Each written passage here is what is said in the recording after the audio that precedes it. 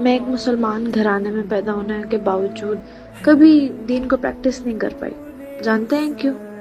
کیونکہ مجھے لگتا تھا دین کی زندگی بہت بورنگ ہوتی ہے. سب کچھ تو چھوڑنا پڑتا ہے، یعنی کہ میوزک، ناچ گانا، انجوائمنٹ، نائٹ آؤٹ. اور دین پر چلنے والوں کی آمدنی بھی تو کتنی کم ہوتی ہے. یہ بھی بھائی تو کتنی چیزیں ہیں جو ہمیں بھائی دیکھنی پڑتی ہے نا. اور سچ کہوں تو کہیں نہ کہیں یہ سب چیزیں صحیح تھی. سب نے مجھے جو بتایا اور میں نے جو دیکھا سب سچ تھا. لیکن مجھے کبھی کسی نے یہ نہیں بتایا کہ ایک جوان لڑکی جو بہت خوبصورت بھی ہو، ایسی کیا چیز ہے جو اسے 45 ڈگری میں بھی اپنے آپ کو برقعے اور نقاب میں ڈھانپنے پہ مجبور کر دیتی ہے.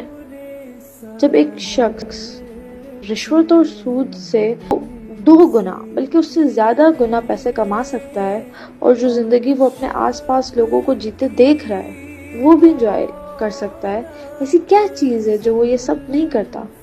ایک شخص جو ارجیت سنگھ اور عاطف اسلم کے گانوں کا دیوانہ ہو، گٹار بجانا اس کی ہابی ہو، وہ یہ سب چھوڑ کر ایک صدیوں پرانی کتاب کو کیوں پڑھ رہا ہے جن کے معنی بھی اسے شروع میں سمجھ نہیں آتے تھے؟ وہ سننے لگتا ہے اسے. ایسی کیا چیز ہے جو اس سے یہ سب کروا دیتی ہے؟ ایک عورت جو کسی کے لیے اپنی کلائی تک کاٹنے کو تیار ہے،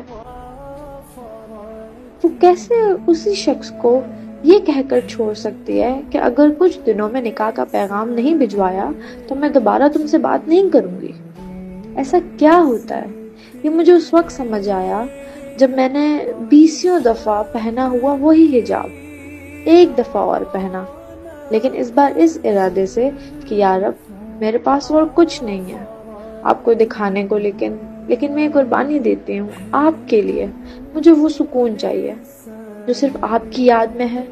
45 ڈگری میں وہ پسینے سے بھیگا ہوا برقع، ایکسٹرا کام کر کے کچھ پیسے حلال کمانے والا وہ مرد، میوزک چھوڑ کر قرآن کو پڑھنے والا وہ شخص، اور حرام رشتے کو چھوڑنے والی وہ عورت.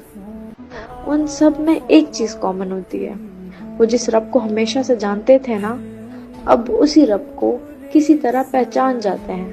ان کو بھی کہیں نہ کہیں اس سکون کی تلاش تھی جو رب کے راستے پر چلنے سے ملتا ہے، اور وہ جانتے ہیں کہ اس سکون کی قیمت دنیا کی کوئی چیز انہیں نہیں دے سکتی، کوئی ریلیشن انہیں نہیں ادا کر کے دے سکتا. وہ سکون جو رب کے راستے پر چلنے سے ملتا ہے، اس کا اس دنیا کی کسی مقابلہ کر لیا جائے تو وہ حقیر ہی کہلائے گی، اور یہ لوگ اس سکون پر کمپرومائز نہیں کر سکتے.